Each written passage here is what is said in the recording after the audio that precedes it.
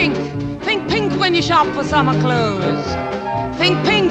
Think pink if you want that kelp that shows. Red is dead, blue is through, green's obscene, brown's taboo, and there is not the slightest excuse for plum abuse or chartreuse.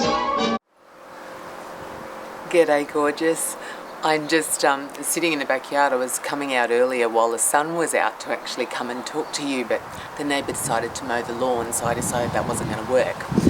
I've been having a chat this week with a number of people about what are the different things that actually make them happy and get them out of bed. I put up a post in my Ms. Pink Herself page on Facebook where I'd done the sort of preface to my book that I'm writing at the moment, which is all about defining your inner diva. After all, that's why I'm here, right? So in having that conversation, I put the post up and I asked for some comments. It was really interesting to get some great feedback from some fabulous girlfriends that I have out there and some other people that I've connected to. And I was just amazed at the perspective of people and the fact that they took the time to give me feedback. One of the funny parts about that was that part of the feedback that I got was the use of some of my language. And I went back and I was reflecting on it because the language that they were referring to that they didn't really like was actually language that some PR people told me I should use, almost to sensationalize what I was saying.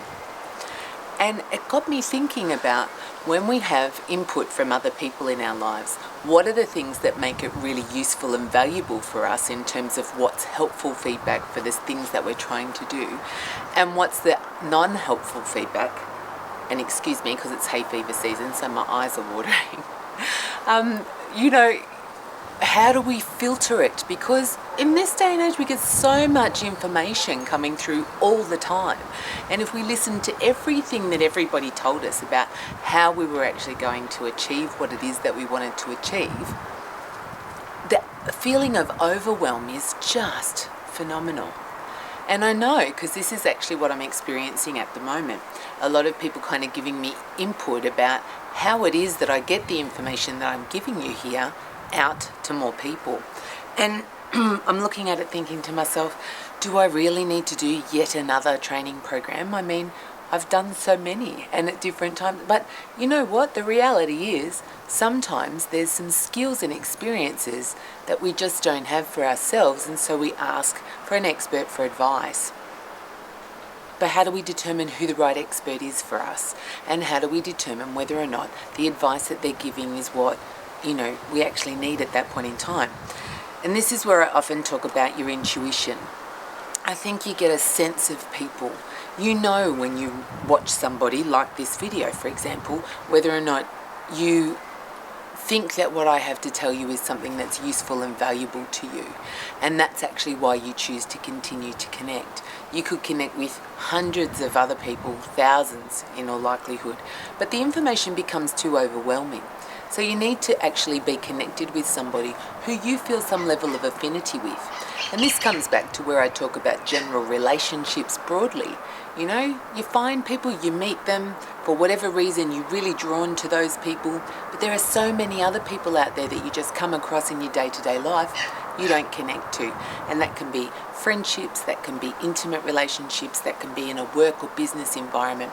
There are so many things in which we talk about how we connect with people and why that connection is really important. The other thing I put up about 3 or 4 weeks ago now was a link on my Facebook page to Brene Brown's talk on vulnerability. And I often reflect back on the fact that, a huge part of our ability to be able to actually be happy has an awful lot to do with our ability to be open to connect with people. And that means we have to be prepared to be vulnerable, because in connecting we might find that we get hurt, and that's usually what prevents us from opening ourselves up to any form of connection. And just even general social interactions.